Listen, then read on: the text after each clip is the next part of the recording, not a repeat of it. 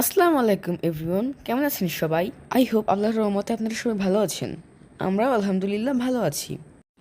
যে ভিডিওটি দেখতে পাচ্ছেন এটা হচ্ছে ঈদের দিনের ভিডিও। নানাকে ছাড়া প্রথম ঈদ করছি। আমার জীবনের প্রত্যেকটা ঈদ কাটিয়েছি নানার সঙ্গে। নানার সঙ্গে ঈদের নামাজ পড়া, ঘোরাফেরা, আরও কত কী। তো এইবার ঈদে কিন্তু আমরা তেমন কোনো শপিং করিনি। এই যে পাঞ্জাবিতে দেখতে পাচ্ছেন, এই পাঞ্জাবির সিট আমি এবং আমার নানা ম্যাচিং করে কিনেছিলাম।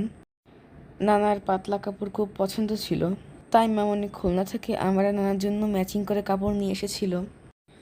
ভাগ্যের কি নির্মম পরিহাস, এবার আমি আর আমার নানা একসঙ্গে ঈদ করতে পারলাম না, আর ম্যাচিং করে পাঞ্জাবিও পরা হলো না। তো এই ঈদে আমি এবং আমার ছোটো নানা গিয়েছিলাম নামাজ পড়তে। মানে আমার নানার ছোট ভাই, ছোটো নানা আর আমি কিন্তু সেই ম্যাচিং পাঞ্জাবি পরেছি। তো সকালে নামাজে যাওয়ার জন্য প্রস্তুতি নিচ্ছিলাম, আর বাসায় তো কান্নাকাটি চলছিল। ঈদের দিন তেমনভাবে কোনো ঈদ করা হয়নি। ঈদের শপিং না করলেও আমি কিন্তু ঈদের সালামি পেয়েছি, মাশাআল্লাহ আলহামদুলিল্লাহ অনেক। এই যে দেখতে পাচ্ছেন শোভা খালামণি, উনি এসেছিল আমাদের সঙ্গে ঈদ করার জন্য, কারণ আমাদের সবার মন খারাপ। তো খালামণি আর আমি প্রথম ঈদের দিন কোলাকুলি করলাম এবং খালামণির কাছ থেকে ফার্স্ট সালামি নিলাম। তো ঈদের দিন আমার পকেট কিন্তু অনেক গরম ছিল, কারণ আমি অনেক অনেক টাকা সালামি পেয়েছিলাম।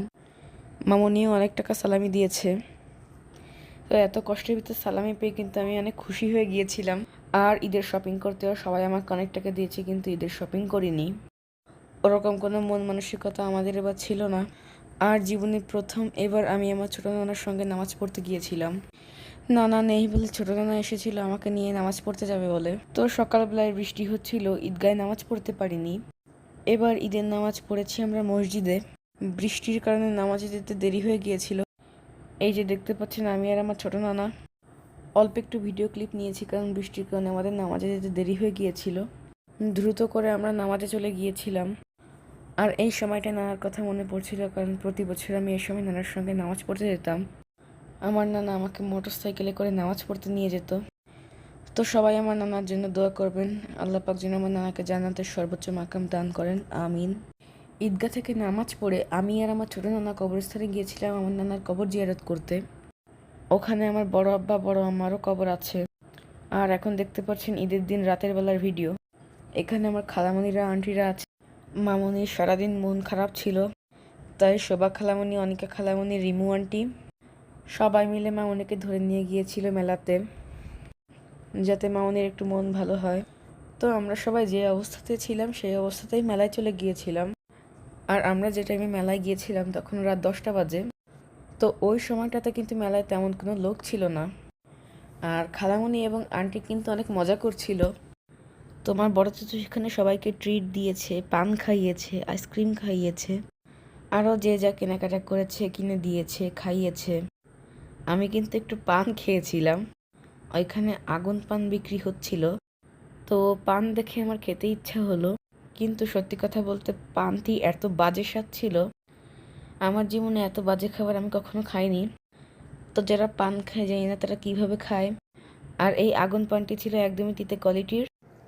তো আপনারা কারা কারা এই পান খেয়েছেন চাইলে কমেন্ট বক্সে জানাতে পারেন। আর আপনাদের কাছে কেমন লেগেছিল এই পানের স্বাদ? আমার অভিজ্ঞতা তো খুবই বাজে। তো এটি হচ্ছে ঈদুল ফিতর এর ভিডিও, কিন্তু আমি আপলোড দিচ্ছি প্রায় ঈদুল আজহা চলে এসেছে। সত্যি কথা বলতে ভিডিও ছাড়তে মন চায় না। আসলে ভিডিওগুলো আমি করি বিনোদনের জন্য, তো সবসময় নানার কথা মনে পড়ে। আমি ভিডিও আপলোড দিলে সবার আগে আমার নানা লাইক কমেন্ট করতো। এই জিনিসটা আমি খুবই মিস করি। সত্যি কথা বলতে সব কিছুই মিস করি। সকালে ঘুম থেকে উঠে স্কুলে যাওয়া থেকে শুরু করে রাত পর্যন্ত সবসময় নানার কথা মনে পড়ে। দেখুন শুভা খালামণি কিন্তু আগুন পান খাচ্ছে এই মুহূর্তে। ওনারাও কিন্তু পান খেতে পারিনি। শুভা খালামণি পানটি চাবিয়ে পেছনে নিয়ে গিয়ে ঢেলে দিয়েছিল।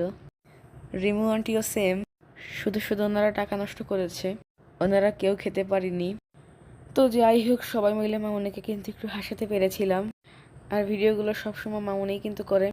মামনি ভিডিও করছিল আর হাসছিল। এটাই ছিল আমাদের ঘোরাফেরার সার্থকতা। তো আজ এখানেই বিদায় নিচ্ছি। সবাই ভালো থাকবেন, সুস্থ থাকবেন। আল্লাহ হাফেজ, আসসালামু আলাইকুম।